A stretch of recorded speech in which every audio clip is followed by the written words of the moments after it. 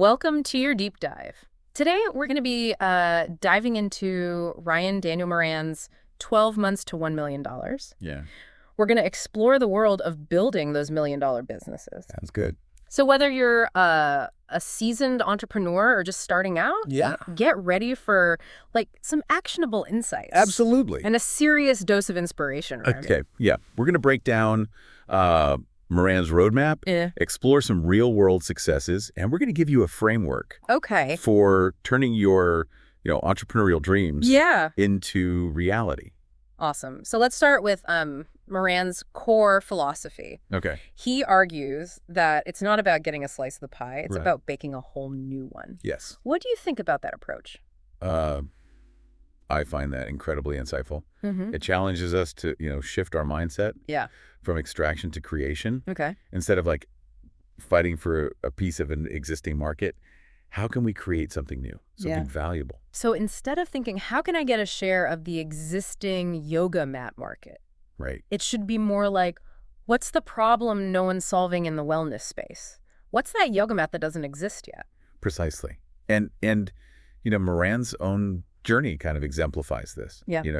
He achieved success online early on, but he felt unfulfilled. Okay. It wasn't until he sought, a deeper purpose Yeah. beyond just making money Yeah. that he really thrived. So it's kind of like that classic, empty house story. Yes. Achieving material success, but then still feeling this void. Absolutely. And I think a lot of us can relate to that. Totally. Yeah. And Moran's story reminds us that building a business is not just about financial gain, but it's about aligning it with your values, with your passions. Okay, so we need to bake a new pie, but how does that translate into the real world, especially in today's market? So Moran argues that the internet has leveled the playing field. Okay. Small businesses can now compete with and even be acquired by these big brands. Think about Dollar Shave Club. This small startup that went head to head with giants like Gillette Yeah. and eventually was acquired by Unilever for $1 billion. $1 billion. That's amazing. But what made them so successful? Was it just a clever marketing campaign? I think it was more than that. It was about identifying a specific customer need. These men who wanted a simple, affordable way to get razors. Okay. And they built a brand that spoke directly to them. They understood their customer's journey, their pain points, their frustrations with these existing options. So it sounds like customer's king is more than just a cliche. It's like a strategic imperative. Absolutely. And, Moran actually provides a framework for getting to know your ideal customer. Okay. And it's not just about demographics. It's about understanding their fears, their aspirations, their daily habits, these unmet needs. So it's almost like putting on a detective hat and building a psychological profile of your ideal customer. You have to get inside their heads. Yeah. Understand what makes them tick. Yeah. And, this deep understanding is what allowed RXBAR to achieve, phenomenal success. They targeted CrossFit enthusiasts with a protein bar, and it was made with these clean, simple ingredients. And it aligned perfectly with their customers' desire for healthy, transparent products. And they were acquired by Kellogg for $600 million. That's incredible.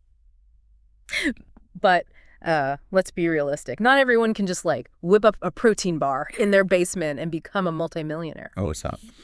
But what's important is the principle behind their success. Find a niche. Deeply understand its needs.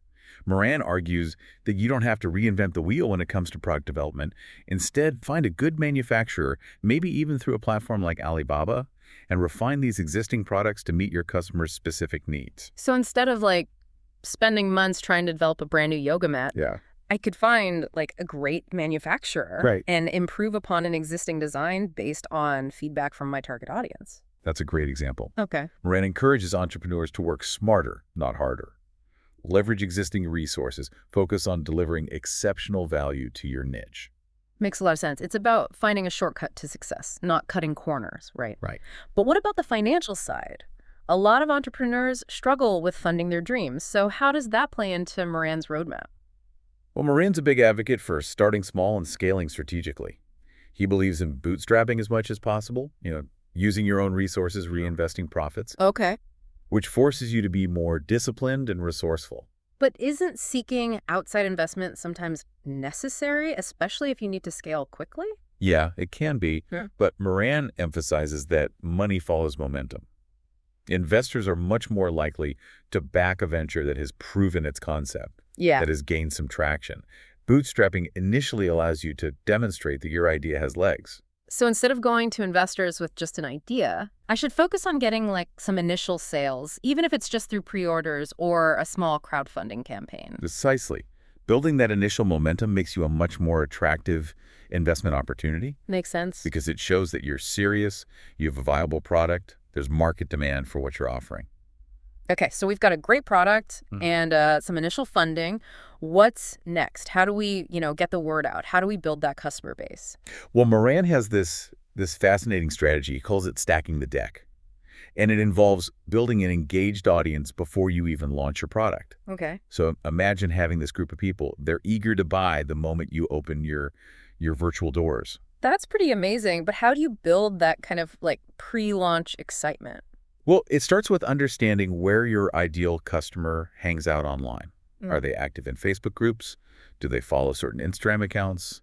Subscribe to newsletters? Okay. You need to know where they are. So if I'm selling those improved yoga mats, I'd be joining online yoga communities. Yes. Engaging in conversations, establishing myself as a knowledgeable resource. Exactly. All before even mentioning my product. Exactly. You're building trust, establishing yourself as an authority in your niche.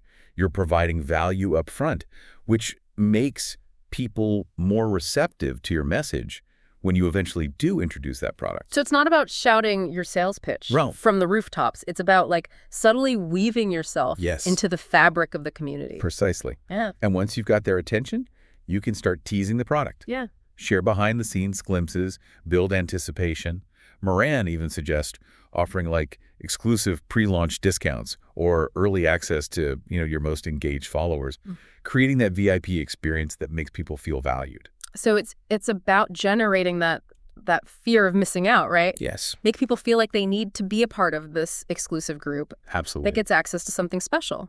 Exactly. And by the time you launch, you've got this group of eager customers ready to buy, Yeah. providing that initial surge of sales Yeah. and valuable social proof. Okay, so we stacked the deck and launched our product. Now what? How do we turn those early buyers into loyal advocates? That's where the power of customer reviews comes in. Moran emphasizes that reviews are gold, Okay. especially in the digital age. They build trust, credibility, influencing countless potential buyers. I know I've definitely been swayed by online reviews when making purchasing decisions. Sure. But how do you encourage those satisfied customers to leave, like glowing testimonials? Well, it starts with delivering an exceptional customer experience. Respond to inquiries promptly, address issues swiftly, go above and beyond to make your customer feel valued. Yeah. Moran suggests even picking up the phone, having a conversation. That personal touch can make all the difference. So it's about building relationships, not just processing transactions. It's about creating an experience that makes people want to rave about your business to their friends and family. Exactly. And don't be shy about asking for those reviews directly. A lot of satisfied customers are happy to share their positive experiences, but they might just need a gentle nudge. You can even offer small incentives, like a discount on their next purchase, as a thank you. Yeah. Okay, so we've launched our first product. We've built a loyal following. We have a steady stream of positive reviews. What's next on Moran's roadmap to $1 million business? Well, Moran argues that you shouldn't stop at just one product. Your second product should seamlessly follow your customer's journey, solve their next problem. So instead of trying to conquer a new market, Right. I should be focused on deepening my relationship with my existing customers, addressing their evolving needs. Precisely. Think of it like this. If your first product was a yoga mat, your second product could be a yoga towel, a set of blocks, even a guided meditation app. You're not branching out, you're going deeper. It makes a lot of sense. It's about anticipating your customers' needs and providing solutions that keep them engaged with your brand. Yeah. It's almost like creating a product ecosystem. You got it. That supports their entire journey. And by continuing to serve that existing customer base, you're building a loyal following that's much more likely to purchase your future offerings. That's great. It's a win-win. It is a win-win, yeah. And speaking of winning, Moran emphasizes that building $1 million business isn't just about the product Right. or the marketing strategy. It's also about cultivating the right mindset. He talks about that mental game of entrepreneurship, All right. like having the resilience to bounce back from setbacks and the Yeah, confidence to keep going, even when like things get tough. absolutely. He argues that you need to believe in yourself even when others doubt you. Right. You need to be willing to take risks and embrace failure as a learning opportunity. Remember the story of Jared and the FedEx snowstorm? Oh, yeah, that was a classic. Frantically packing thousands of dog treat orders What? in the middle of a blizzard just to get those shipments out before Christmas. Yes. Talk about dedication. It's a perfect example of the grit and determination Yeah. that Moran believes is essential for entrepreneurial success. You're going to face challenges. You're going to make mistakes, but it's your ability to persevere that will determine your success.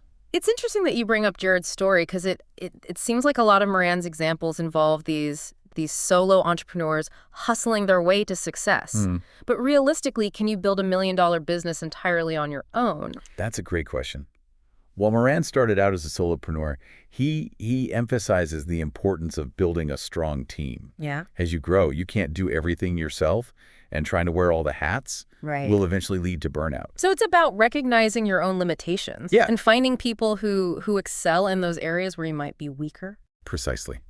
Moran talks about surrounding yourself with mentors, advisors, team members who can offer guidance, support, specialized skills. Yeah. Remember that story of Hanny and her sister who started a travel bag company? Yes. They bootstrapped their entire business and eventually landed a deal on Shark Tank. Exactly. And one of their key takeaways was the importance of having a complementary skill set. Right. You know, Hanny was the engineer focused on product design, while her sister handled the marketing and operations. Yeah. Together, they formed this powerful team that could tackle any challenge. That's a great example of how, a well-rounded team can be such a major asset. It is. But finding the right people is only half the battle. How do you effectively manage a team, especially as a first-time entrepreneur? Moran stresses the importance of clear communication, delegation, and empowering your team members to take ownership of their roles. Right. He encourages entrepreneurs to create systems and processes that allow the business to run smoothly, even when they're not directly involved in every detail. So it's about building a business that's not entirely dependent on you, the founder. Right. That makes a lot of sense, especially if you're aiming to scale to $1 million and beyond. Absolutely. And speaking of scaling, Moran argues that it's not just about growing as quickly as possible, Right. but about scaling smartly. He uses the example of Nested Naturals, Okay. a supplement company that saw a dip in growth when they tried to expand too quickly and lost focus on their core strengths. Yeah, it's easy to get caught up in that excitement of growth and end up like spreading yourself too thin. It is. Moran emphasizes the importance of staying focused on your core competency and not getting distracted by shiny objects. Yeah. If you're good at, selling yoga mats online, don't suddenly try to open a brick and mortar store or launch a line of fitness apparel. Stick to what you know and what's working. Right. But how do you know when it's like the right time to expand into new areas or introduce new product lines? Moran believes in using data to inform your decisions. He's a big advocate for tracking your metrics, Right. understanding what's working and what's not, and using that information to guide your growth strategy. So it's not just about following your gut feeling, it's about like backing up your intuition Yes. with hard data. Exactly. Moran encourages entrepreneurs to track key metrics like website traffic, conversion rates, customer lifetime value. Okay. This data can reveal, valuable insights into your customer behavior, Yeah. marketing effectiveness, and overall business performance. Yeah, that makes a lot of sense. Data can help you, identify areas for improvement, spot trends, and make informed decisions about where to invest your resources. Precisely. Yeah. And one of the most important metrics to track is your customer acquisition cost, or CAC. Okay. This tells you how much it costs you to acquire a new customer, which is crucial for understanding your profitability Right. and determining your marketing budget. Okay. So let's say like my CAC is too high. What are some strategies for lowering it and making my marketing more efficient?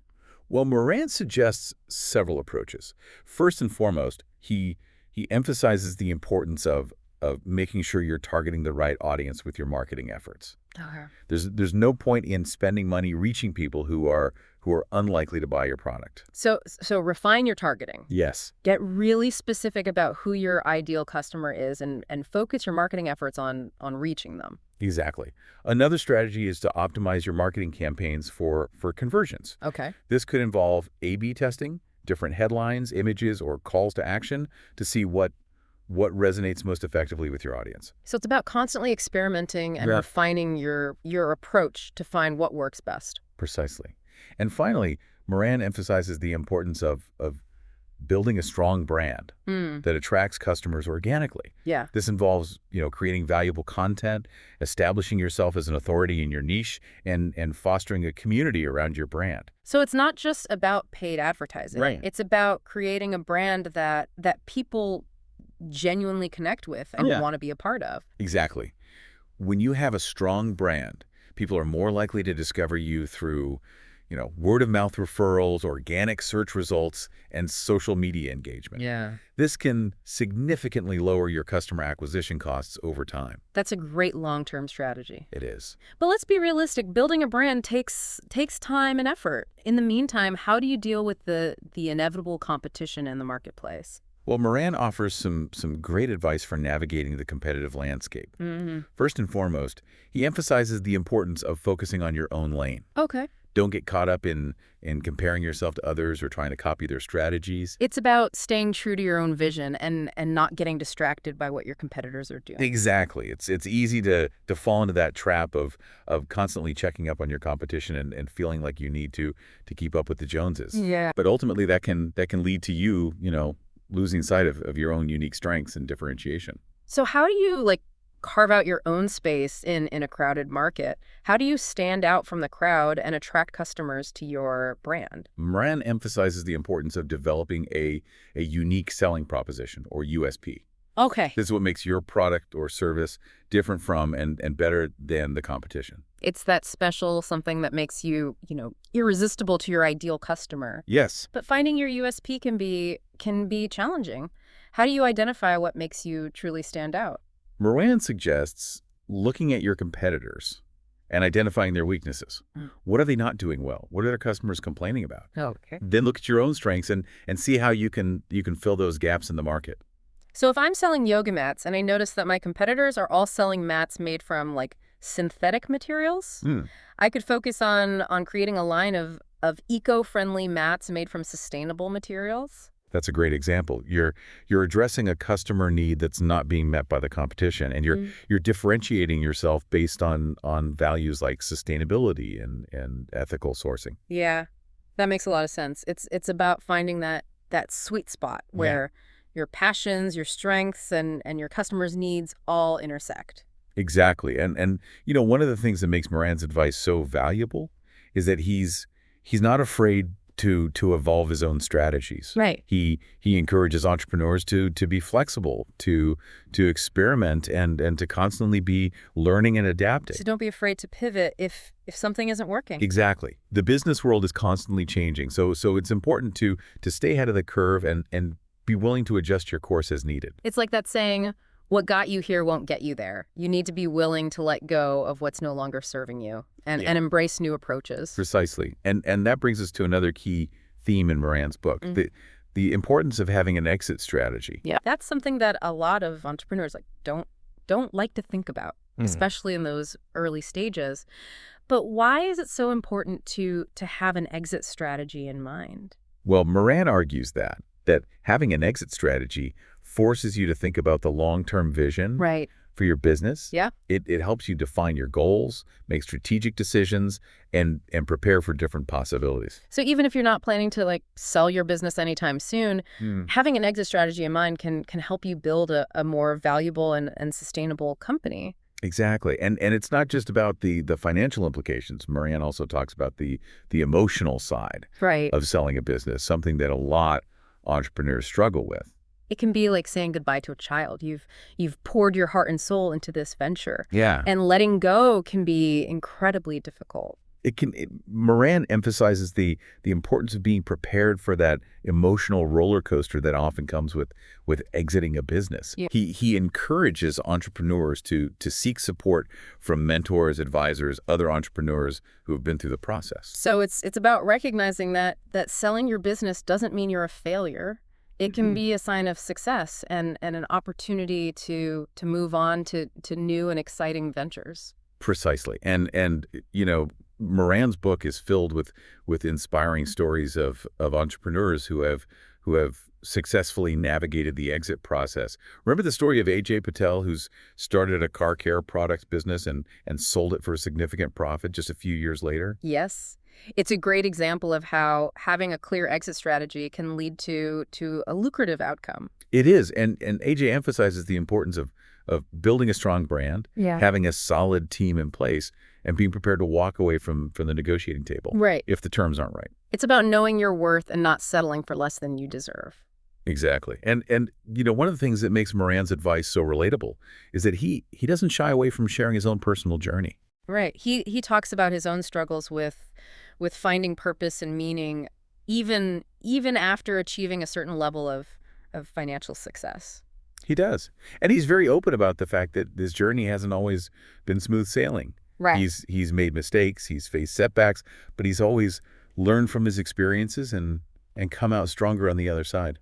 That vulnerability makes his advice all the more credible and inspiring. Yeah. It's not just theory, it's real-world wisdom from someone who's walked the walk. Exactly. And one of the most important lessons Moran shares is that building $1 million business is not a destination. Right. It's a journey. It's about embracing the process, the challenges, the triumphs, and the lessons learned along the way. Precisely. It's about finding joy in the journey and celebrating those small wins along the way. And it's about never losing sight of your why. Why are you doing this? What impact do you want to make? What legacy do you want to leave behind? Those are powerful questions that every entrepreneur should ask themselves. They are. And one of the things that sets Moran apart from other business gurus is his emphasis on speed. Yes. He talks about the importance of taking action, right, and not getting bogged down in analysis paralysis. He does. He encourages entrepreneurs to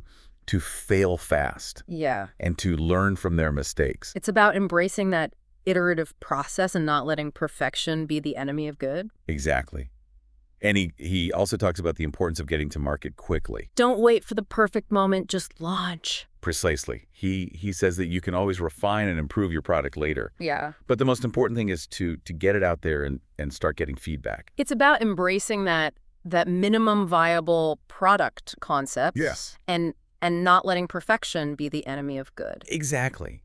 And he shared some really practical tips for launching quickly and efficiently. Right. Well, he emphasizes the importance of starting with one product and one sales channel. Don't try to do too much too soon. Exactly. Yeah. Focus on getting that first product to market and generating some initial revenue. It's about proving your concept before expanding into new areas. Precisely. And he also talks about the importance of leveraging existing platforms and resources. Like selling on Amazon or utilizing social media for marketing. Exactly. It's about working smarter, not harder. And it's about getting your product in front of as many potential customers as possible, as quickly as possible. Precisely. And one of the most common mistakes entrepreneurs make is trying to do everything themselves. They try to wear all the hats? They do. And Moran emphasizes the importance of building a team and delegating tasks. You can't do it all yourself, especially as your business grows. Exactly. And he talks about the importance of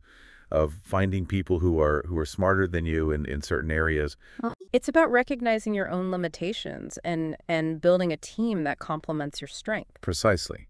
And he also talks about the importance of creating systems and processes that allow your business to run smoothly, even when you're not there. It's about building a business that can operate independently of you. Exactly. And one of the things that makes Moran's approach so effective is his emphasis on data. He's a big believer in tracking your metrics and using data to make informed decisions. He is. He talks about the importance of tracking things like website traffic, conversion rates, and customer lifetime value. It's about understanding what's working and what's not so that you can continually optimize your business. Exactly. And he shares some really practical tips for tracking your data and using it to improve your results. Like using tools like Google Analytics. Exactly. It's about leveraging technology to gain insights into your business and make data-driven decisions. It's about taking the guesswork out of entrepreneurship. Precisely. Mm. And one of the most important things you can track is your customer acquisition cost. How much does it cost you to acquire a new customer? Exactly. And Moran emphasizes the importance of keeping your acquisition costs low. Because the lower your acquisition costs, the more profitable your business will be. Exactly. And he shares some tips for lowering your acquisition costs. Oh, yeah. Well, he talks about the importance of optimizing your marketing campaigns, targeting the right audience, and creating compelling offers. It's about getting the most bang for your buck. Precisely. And he also talks about the importance of building a strong brand that attracts customers organically. It's about creating a brand that people love and want to be a part of. Exactly. Yeah. And one of the most common challenges entrepreneurs face is competition. There's always someone trying to steal your market share. There is. And Moran offers some really insightful advice for dealing with competition. Well, he emphasizes the importance of focusing on your own lane and not getting distracted by what your competitors are doing. Stay focused on your own goals and your own vision. Exactly. And he also talks about the importance of differentiating yourself from the competition. What makes your product or service unique? Precisely. And he shares some tips for creating a unique selling proposition that sets you apart from the crowd. It's about finding your niche and owning that space. Exactly. And one of the things that makes Moran's advice so effective is that he's constantly evolving and adapting his strategies. He's not afraid to change course when something isn't working. He isn't. And he encourages entrepreneurs to do the same. To be flexible, to be open to new ideas, and to never stop learning. Exactly. The business world is constantly changing, so it's important to stay ahead of the curve and be willing to adapt. It's about being agile and responsive to market trends. Precisely. And Moran believes that one of the best ways to learn and grow as an entrepreneur is to immerse yourself in a supportive community of like-minded individuals. He talks a lot about his funnel hackers community, right? He does. It's a group of entrepreneurs who share ideas, resources, and support each other's journeys. Moran believes that surrounding yourself with positive and driven individuals can help you stay motivated, overcome challenges, and achieve your goals faster. It's like that saying, you're the average of the 5 people you spend the most time with. If you surround yourself with successful and ambitious people, you're more likely to achieve success yourself. Exactly. And one of the things that makes Moran's approach so unique is his emphasis on personal growth and fulfillment. He believes that building a business is not just about making money, but about becoming the best version of yourself. Well, it talks about the importance of aligning your business with your values and passions, right? He encourages entrepreneurs to find their why and build a business that reflects their purpose and contributes to something larger than themselves. It's about creating a business that not only generates profit, but also makes a positive impact on the world. Precisely.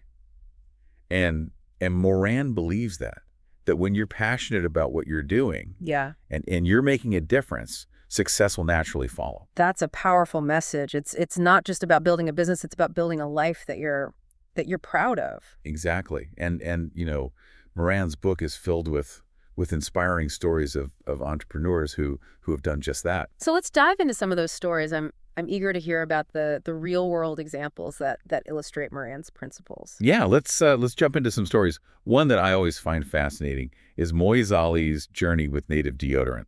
Okay. He turned a $500 investment into a $100 million acquisition. Wow. By P&G. Yeah, you're telling me. I remember reading that and being completely blown away. Yeah. What were some of his key moves that led to that level of success? Well, it started with a simple observation. Moiz realized that a lot of people were searching for natural deodorants. Yeah. That actually worked. Right. And existing options weren't cutting it. He saw this gap in the market and decided to fill it. So he identified a problem and set out to create a solution. Yes. It seems like a simple formula, but I imagine it wasn't quite that straightforward. You're right. It rarely is. Moyes didn't just, throw together a quick formula and call it a day. Mm-hmm. He went through multiple rounds of prototyping, constantly refining the product based on feedback from his target audience. He was committed to iteration and improvement, even when it probably felt tedious. It's a good reminder that success rarely happens overnight. Exactly. And his story also highlights the importance of knowing when to sell. He could have continued, growing native deodorant independently, but he recognized that partnering with a company like P&G would allow him to reach a much wider audience. So it was a strategic decision, not just about the money, but about expanding his impact and making his product accessible to more people. Exactly. It reminds us that there are multiple paths to success, and sometimes selling your business can be the best way to maximize its value and achieve your goals. Okay, so we've got a story about product refinement and strategic decision making. What other gems does Moran have in store for us? Well, remember Sophie, the entrepreneur who built $1 million lunchbox business? Oh yeah. Her story really showcases the power of community and stacking the deck, as Moran calls it. The one who built her entire business through a single Facebook group. Yes. That's a testament to the power of social media marketing done right. Precisely. She didn't have a huge marketing budget or industry connections. She started by creating a Facebook group. Okay. For parents interested in healthy lunches for their kids. She shared recipes, tips, and built a genuine rapport with her audience. It was about fostering those authentic connections and providing value up front, right? Exactly. No pushy sales tactics, just genuine engagement. Exactly. And by the time she launched her lunchbox on Kickstarter, she had this community of passionate supporters ready to back her project. She had effectively stacked the deck in her favor. That's incredible. It shows that building a loyal following can be more valuable than any amount of paid advertising. Absolutely. And her story is a great reminder that you don't need a fancy website or a massive marketing budget to get started. Right. Sometimes all you need is a genuine passion for your idea and a platform to connect with the right people. That's inspiring. Okay, so we've talked about product refinement, strategic partnerships, the power of community. Right. What other principles does Moran illustrate through his examples? Well, think about cozy phones. The headband headphones that found unexpected success within the autism community. Yes. It highlights the importance of being open to possibilities and the power of niche marketing. They were initially designed for kids, but turned out to be a perfect solution for children with sensory processing issues. It's a beautiful example of a product finding its true purpose in an unexpected place. It is, and it underscores Moran's belief that you don't always have to have all the answers from the start. Right. Sometimes the market will guide you, and it's about being adaptable and open to feedback. It's about listening to your customers and paying attention to how they're using and experiencing your product. Yeah. You might discover a whole new market that you hadn't even considered. Exactly. And Cozy Phone's success within the autism community also demonstrates the power of serving a specific niche, right? By focusing on the unique needs of this group. They were able to create a product that truly resonated and made a meaningful difference. It's a powerful reminder that you don't have to appeal to everyone to build a successful business. Sometimes serving a smaller, dedicated audience can be even more rewarding and profitable. Absolutely. And one of the things that makes these stories so compelling is that they demonstrate that Moran's principles aren't just theoretical. They work in the real world. They're not just, feel-good anecdotes. They're proof that with the right mindset, strategies, and a lot of hard work, you can achieve extraordinary things. Yeah. Exactly. And I think that's one of the most important takeaways from 12 months to $1 million. Yeah. It's a reminder that building a successful business is achievable, even if you're starting from scratch. So whether you're, dreaming of launching a revolutionary product, building a thriving online community, or simply creating a business that aligns with your values. Right. So Moran's roadmap provides a framework for turning those dreams into reality. Absolutely. And remember, it's not just about the destination, it's about the journey. Right. Embrace the challenges, celebrate the wins, and never stop learning and growing. And for all of you listening, we'd love to hear your thoughts. What resonated with you the most? What sparked an idea? If you could build a business around anything, what would it be? Until next time, keep learning, keep growing, and keep diving deep.